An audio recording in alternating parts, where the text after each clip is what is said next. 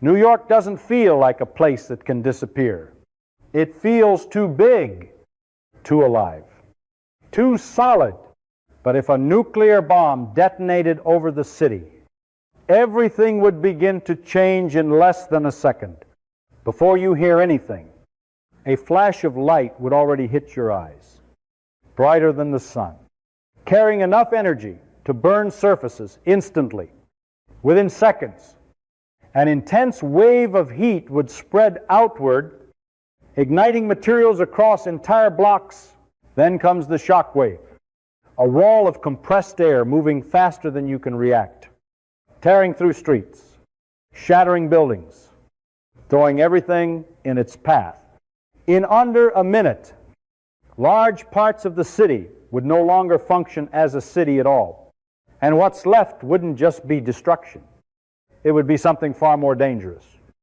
Because even after the explosion ends, the effects don't stop. When people imagine a nuclear explosion, they think of a massive blast, a deafening sound, a wave of destruction tearing through the city. But that is not how it begins. The first thing that reaches you is not the explosion. It is light, and it arrives faster than your brain can even register what is happening. One moment. New York looks exactly as it always does. Crowded streets, glass towers reflecting the sky, movement everywhere. The next moment, the entire scene is overwhelmed by a flash so intense it doesn't feel like light anymore. It feels like reality itself has been replaced. This flash is not just brightness in the ordinary sense. It is a sudden release of energy so large that for an instant it outshines everything you have ever seen. Shadows are burned into surfaces. Reflections multiply across windows and metal. Every direction becomes the source of light at once. And because light travels faster than anything else produced by the explosion, it reaches you before the heat, before the pressure, before the sound. By the time you are aware that something is wrong, the process has already begun. What makes this moment so dangerous is not just how bright it is, but what that light carries with it. This is not harmless illumination. It is energy moving at the speed of light, spreading outward in all directions. Surfaces facing the detonation begin absorbing that energy immediately. Materials react differently depending on what they are made of, but none of them are prepared for this kind of input. Glass can crack or shatter. Dark surfaces heat up faster than lighter ones. Thin materials respond almost instantly, while thicker structures take slightly longer. But the key point is that the interaction starts everywhere at once, and this happens before you hear anything. Sound takes time to travel. The shock wave that people associate with explosions is still forming, still expanding, still on its way. In that gap, those few fractions of a second, the city is already being altered. It is a strange and unsettling idea that the most destructive event begins in silence. No warning, no build-up, just an overwhelming flash that arrives without permission. Human perception is not designed for something like this. Your eyes react, but too slowly. Your brain tries to interpret the signal, but there is nothing familiar to compare it to. It does not feel like looking at a bright light source. It feels like being inside the light itself. And because this happens so quickly, there is no time to process, no time to move, no time to understand. The cause and the effect collapse into a single moment. Across the city, millions of separate viewpoints experience the same event from different distances. But the sequence is always the same. First the flash, then everything else. People closer to the center experience it with overwhelming intensity, while those farther away still see something impossible. A sudden transformation of the sky and the environment that makes no sense in everyday terms. But the physics does not pause for interpretation. The energy continues to move outward, interacting with everything it touches. This is what makes a nuclear detonation fundamentally different from what most people imagine. It does not start as a blast that you hear and react to. It starts as a transfer of energy that happens before reaction is even possible. The city is not given a moment to respond. There is no gradual escalation. There is only an instant where the normal rules of experience break, and a new set of conditions takes over. And by the time the sound finally begins to arrive, by the time the shock wave starts to follow the path the light has already traced, the outcome is already unfolding. Because the first phase of destruction did not wait for the explosion to be heard. It began the moment the light reached the city. After the flash, before the shock wave arrives, something even more dangerous is already moving through the city. And most people would never see it coming, because it is not something you can see clearly or hear.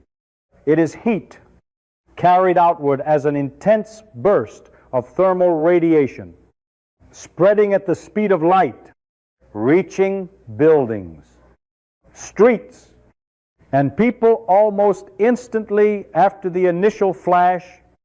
And what makes it terrifying is that it does not behave like the kind of heat you are used to. It does not slowly warm the air or give you time to react. It delivers energy so quickly that surfaces begin to change before your mind can process what is happening. This wave of heat moves invisibly across blocks of the city. And the moment it reaches a surface, that surface begins to absorb energy. Materials that normally feel stable and solid suddenly react in ways that seem unnatural. Dark surfaces absorb more energy and heat up faster, while reflective materials can redirect part of that energy, but nothing is truly safe. Glass, metal, concrete, fabric, everything begins interacting with this incoming energy at once. And the key detail is timing, because this is happening in fractions of a second, long before any blast or sound arrives to warn you. In a dense city like New York, this effect multiplies, because every surface becomes part of the interaction. Sunlight normally reflects softly between buildings, but this is not sunlight.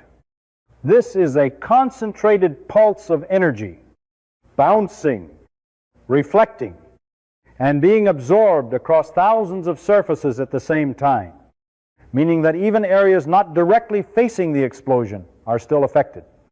The geometry of the city itself helps spread the heat further, deeper into streets and between structures, turning the entire environment into a network that distributes energy rather than blocking it. What makes this phase especially dangerous is that it feels disconnected from the idea of an explosion. There is no immediate force pushing you, no sound to signal danger, just a sudden and overwhelming transfer of energy into everything around you. Materials begin to heat unevenly. Tensions build inside structures as different parts expand at different rates. Windows can fail, surfaces can warp, and anything that can ignite becomes vulnerable almost instantly. But all of this happens quietly, almost invisibly, before the violent part people expect has even begun. The human body is also part of this interaction, because it too absorbs energy. And unlike materials designed to handle heat, it has very little protection against such an intense and sudden input. And the most unsettling part is that there is no gradual warning. It does not feel like standing near a fire where heat builds over time. It is more like stepping into a condition that is already extreme, where the energy has already arrived and the process has already started. Across the city, this creates a strange moment where everything is changing at once, but nothing has yet been physically thrown or shattered by force. It is a phase of silent damage, where the environment is being primed for what comes next. Because once materials are weakened, heated, or ignited, they become far more vulnerable to the shock wave that is still on its way, meaning that this invisible wave is not just destructive on its own. It also prepares the city to be destroyed more easily by the forces that follow. And this is why the heat phase is so important to understand, because it completely changes the sequence people imagine. The explosion does not begin with impact. It begins with energy, and that energy spreads faster than anything else, reaching out across the city, altering surfaces, starting fires, and weakening structures before the air itself begins to move. So by the time the shock wave finally arrives, it is not hitting the same city that existed seconds before. It is hitting a city that has already been changed, already been heated, and already been pushed closer to collapse. After the flash and the heat, the center of the explosion becomes something far more extreme, something that no longer behaves like anything in everyday experience. This is the fireball. And calling it a ball of fire is almost misleading, because what is happening inside that region is not just burning. It is a rapid transformation of matter under conditions so intense that the normal rules you are used to begin to break down. At the very center, energy has been released in such a concentrated way that the surrounding air does not simply heat up. It is driven into a state where temperature and pressure rise so quickly that the air itself expands violently outward. And in that moment, the boundary between what is air and what is energy begins to blur, because everything inside that region is being pushed beyond its usual limits. Molecules are no longer just vibrating faster. They are being forced apart. Interactions that normally hold matter together are overwhelmed by the sheer amount of energy present. This is why the fireball grows so rapidly. It is not just flames spreading outward like in a normal fire. It is a region where energy is forcing space itself to make room, pushing air away, creating a sphere that expands in all directions. And as it grows, it continues to transfer energy into the surrounding environment, feeding into the processes you have already seen: the heat, the pressure, and the destruction that follows. In a dense city like New York, this effect becomes even more striking, because the fireball is not forming in an empty field. It is forming in the middle of structures, streets, and materials that are suddenly exposed to conditions they were never designed to withstand. Surfaces close to the center are not simply damaged. They are overwhelmed, because the intensity of the environment exceeds the thresholds that define normal physical behavior. Meaning that what happens there is not gradual failure. It is immediate transformation. And what makes this moment so difficult to fully grasp is how quickly it unfolds. The fireball does not slowly build over time. It appears and expands in a fraction of a second, meaning that by the time you are aware of it, it has already reached a size large enough to dominate its surroundings.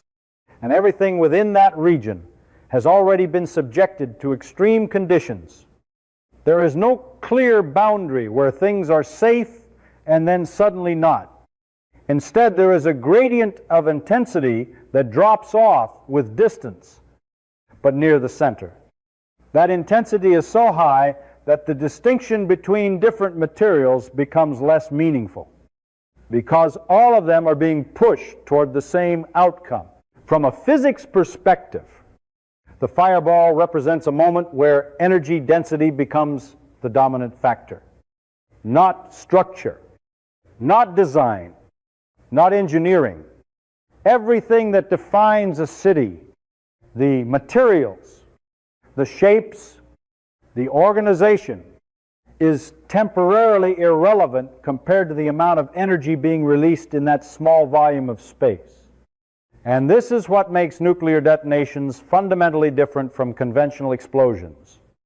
Because the scale of energy involved is not just larger, it is concentrated in a way that changes how matter responds.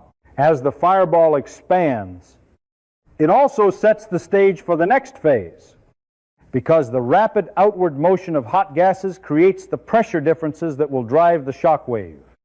Meaning that what you are seeing is not an isolated phenomenon, it is part of a chain of events. The energy released at the center is continuously being converted into motion, heat, and force. And each of those will interact with the city in different ways as time progresses. But in this moment, at the heart of the event, the fireball is the clearest expression of what has happened. It is the visible result of an enormous amount of energy being released in an extremely short time, creating conditions where matter no longer behaves in familiar ways, and where the idea of a stable environment, something that can resist or endure, no longer applies. Because everything inside that region has already crossed a threshold beyond which normal behavior cannot continue. After the light and the heat and the rapid expansion of the fireball, the next phase arrives. And this is the moment most people think of when they imagine an explosion. But by the time it reaches you, the city has already begun to change. Because now the air itself becomes the main force of destruction, not as something gentle or invisible, but as a moving wall of pressure that carries enormous energy across the streets of New York. The shock wave is created because the fireball expands so quickly that it pushes the surrounding air outward, compressing it into a dense, high-pressure front. And that front moves faster than anything you can react to, sweeping through avenues, around corners, between buildings, and unlike wind, which flows around obstacles, this is more like a sudden impact that hits everything at once. A rapid spike in pressure followed by a violent drop. And that change alone is enough to break structures that were never designed to handle such forces. What makes this especially destructive in a city like New York is the density of the environment, because the shock wave does not simply pass through open space. It interacts with buildings, reflecting off surfaces, bouncing between structures, amplifying in narrow streets, and creating complex patterns of pressure that can be even more damaging than the initial wave itself. Meaning that some areas experience not just one impact, but multiple overlapping pulses as the energy continues to move and reflect through the city. Windows are often the first visible failure, not because they are weak, but because they respond quickly to pressure differences. They shatter almost instantly, sending fragments outward at high speed. And once the outer layer of a building is compromised, the pressure can enter inside, pushing against walls, floors, and internal structures, turning the inside of buildings into environments where force is applied from multiple directions at once, something most designs are not meant to withstand. Vehicles on the streets are lifted, pushed, or overturned, depending on their position and the direction of the wave. Debris becomes airborne, and everything that is not firmly anchored begins to move. Not gradually, but suddenly, because the shock wave does not give time for adjustment. It is an abrupt transfer of momentum, where objects go from stillness to motion almost instantly. And that sudden change is what causes so much of the damage. And again, timing is critical, because the shock wave follows the path that the light and heat have already prepared. Surfaces have been heated. Materials may already be weakened. Small fires may have already started. So when the pressure wave arrives, it is not striking a stable city. It is striking one that has already been altered, already made more vulnerable, which increases the overall effect of the impact. In open areas, the wave can spread more evenly, but in dense urban grids, it becomes more unpredictable. Pressure builds and releases in confined spaces. Corners become points where energy concentrates, and long, straight streets can channel the wave, allowing it to travel further with more force, creating zones of destruction that extend beyond what you might expect if you imagined the explosion in an empty field. The human experience of this moment is completely different from the heat phase, because now there is force, movement, and sound. The delayed roar of the explosion finally arrives, accompanied by the physical sensation of being pushed, struck, or thrown. And it happens almost simultaneously with the visual confirmation of destruction. Buildings failing, debris moving, the environment shifting in a way that leaves no doubt that something massive has occurred. And this is why the shock wave is often remembered as the defining feature of an explosion, because it is the moment where energy becomes motion, where invisible processes become physical impact, where the city is no longer just being altered, but actively torn apart by the air itself. And the idea that something as ordinary as the atmosphere can become a destructive force on this scale is what makes this phase so unsettling, because it means that the very medium we live in, the air around us, has been turned into a weapon. By the time the shock wave has passed, the destruction is no longer just about individual buildings or isolated damage. It becomes something much larger and more complex, because a city like New York is not just a collection of structures. It is a tightly connected system. And when enough parts of that system are disrupted at once, the entire thing begins to fail in ways that are far more severe than the sum of the initial impact. In everyday life, the strength of a city comes from how everything is connected. Electricity powers transportation. Transportation moves people.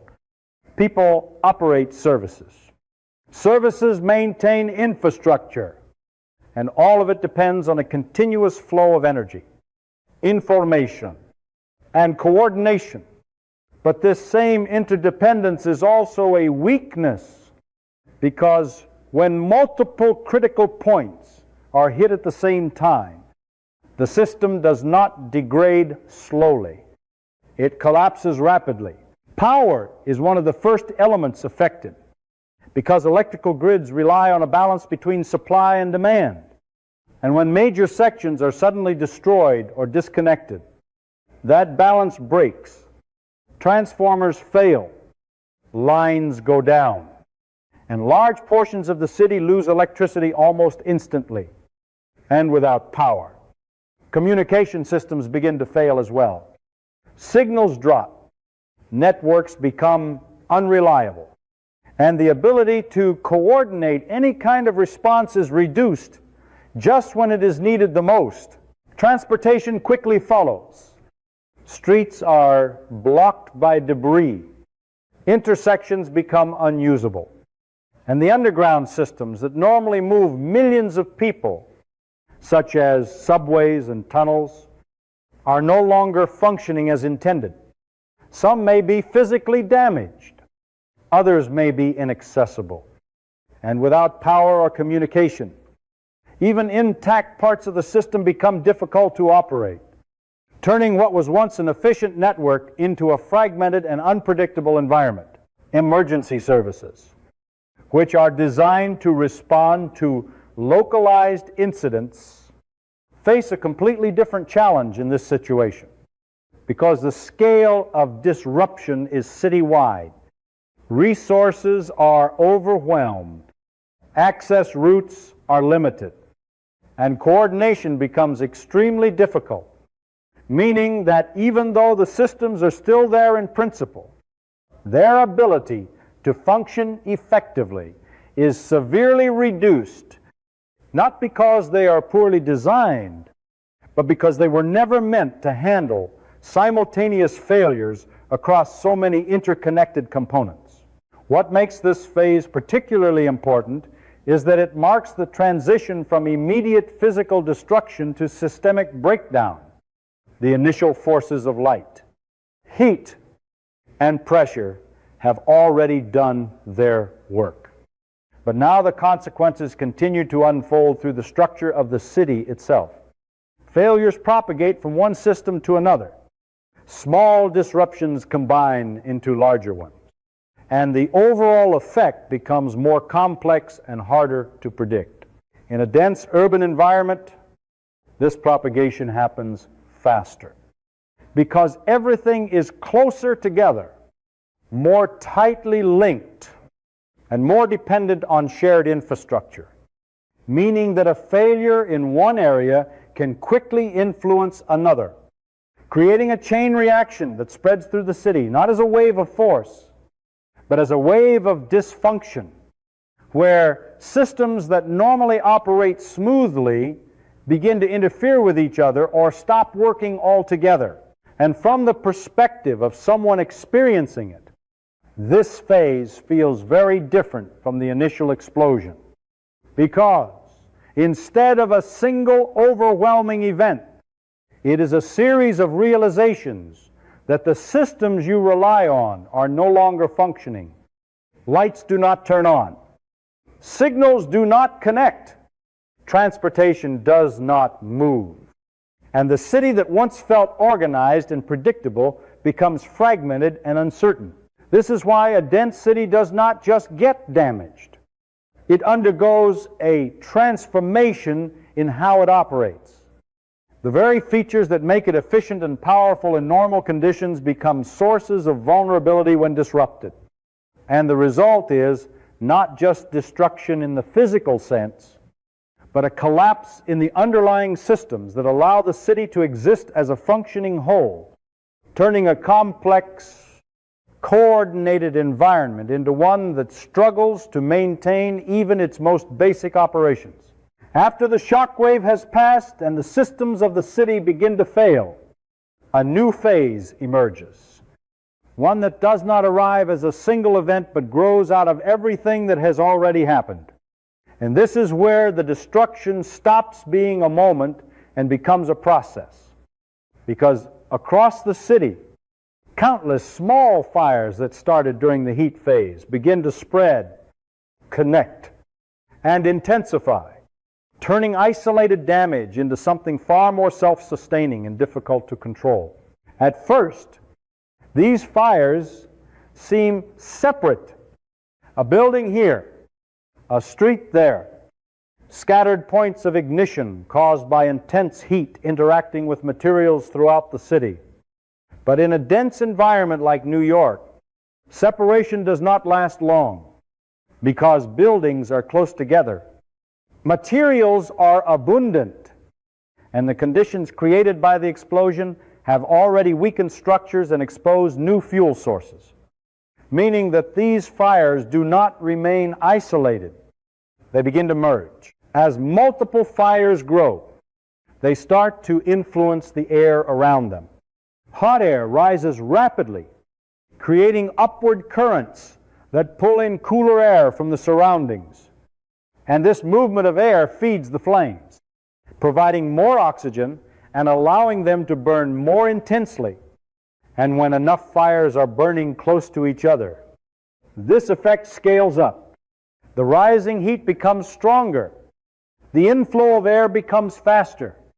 And what was once a collection of fires begins to behave like a massive system. This is the point where a firestorm can form. Not just a large fire, but a self-reinforcing cycle where heat creates airflow, and airflow feeds more heat. And in a city filled with combustible materials, from interiors to vehicles to infrastructure components, this cycle can sustain itself. drawing in oxygen from surrounding areas and pushing hot gases upward in a continuous flow, creating conditions that are far more extreme than typical urban fires. What makes this especially dangerous is that the environment itself begins to contribute to the process. Streets channel airflow. Gaps between buildings act like pathways for moving air.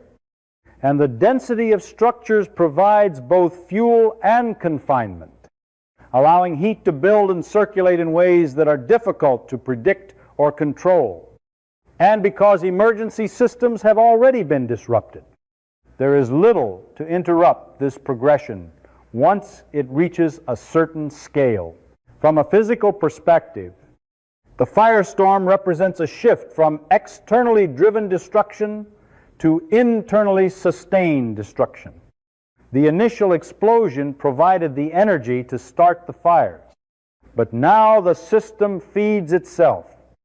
The energy released by burning materials continues to drive airflow, and that airflow continues to support combustion, creating a loop that can persist over time as long as fuel and oxygen remain available. For someone within the city, this phase feels very different from the earlier moments. There is no single point of impact, no clear beginning or end. Instead, there is a spreading environment of heat, smoke, and movement, where conditions can change rapidly depending on location, and where the direction of airflow can influence how the fire behaves, making it difficult to find stable or predictable condition. The scale of this process also matters, because as more areas become involved, the overall system becomes stronger. Larger fires generate stronger airflow, which can pull in air from greater distances, extending the reach of the firestorm and drawing more parts of the city into the process. And this expansion is not driven by a new explosion, but by the continuation of the one that has already occurred. Its effects unfolding over time. And this is why this phase is so important to understand, because it shows that the destruction does not end when the initial forces pass. It evolves, it reorganizes, and it continues. The city is no longer just reacting to an external event.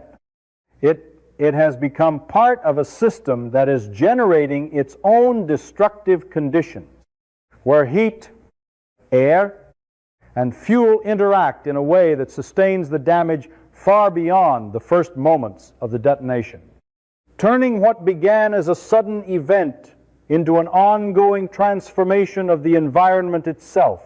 After the light, the heat, the shock wave, and the fires, it might seem like the worst is over, because the most visible and violent parts of the event have already passed.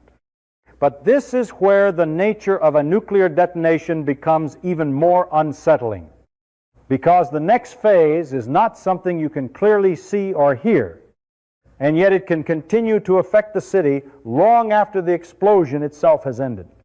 This is fallout, and it transforms the environment in a way that is far less obvious but far more persistent. Fallout begins with the material that has been lifted into the air during the explosion: dust, debris, particles from buildings, icaded soil, and other matter that has been pulled upward by the rising column of hot air created by the fireball and the fires that followed. And as this material rises, it can become mixed with radioactive substances produced during the detonation, forming particles that are carried by the wind and eventually begin to settle back down over the surrounding area. What makes this phase difficult to grasp is that it does not arrive as a single moment. There is no clear boundary where you can say it has begun in the same way you could with the flash or the shock wave. Instead, it unfolds over time as particles gradually fall back to the ground, landing on surfaces across the city, on streets, rooftops, vehicles, and anything exposed to the open air. And because this process depends on atmospheric conditions, the exact pattern of where these particles go can vary, spreading the effects beyond the immediate area of the explosion. Unlike the earlier phases, which are intense but brief, fallout represents a shift toward duration. It lingers, it accumulates, and it interacts with the environment in ways that are not immediately visible. And this is what makes it so challenging, because the absence of clear sensory signals can create the impression that conditions have stabilized, even though significant changes are still taking place at a level that cannot be easily perceived. From a physical standpoint, the key idea is that the explosion has redistributed material, lifting it into the atmosphere and then allowing it to return in a different form. And this redistribution extends the reach of the event, both in space and in time, because the effects are no longer confined to the moment of detonation or the immediate area. They continue as long as particles remain in motion and continue to settle. In a city environment, this has additional implications because surfaces are complex and varied. Some materials can trap or hold particles more easily. Others may allow them to be moved again by wind or activity, meaning that the environment does not simply receive fallout once and remain unchanged. It can continue to shift as particles are redistributed, resuspended, or concentrated in different locations.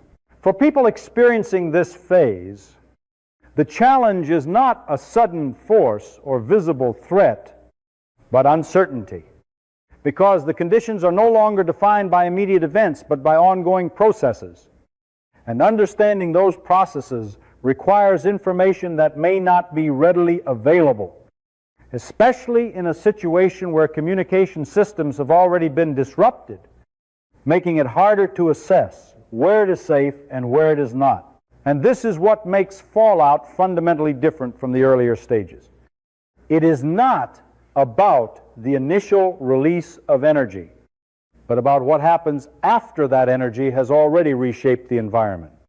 It is the continuation of the event in a quieter but more persistent form, extending the impact beyond the moment of the explosion and into the time that follows. So while the flash fades, the fires burn down, and the immediate motion of the shock wave dissipates, the effects of the detonation do not simply end. They transition into something less visible but still significant, a phase where the city is no longer just dealing with what has happened, but with what continues to happen, even when there is nothing obvious left to see.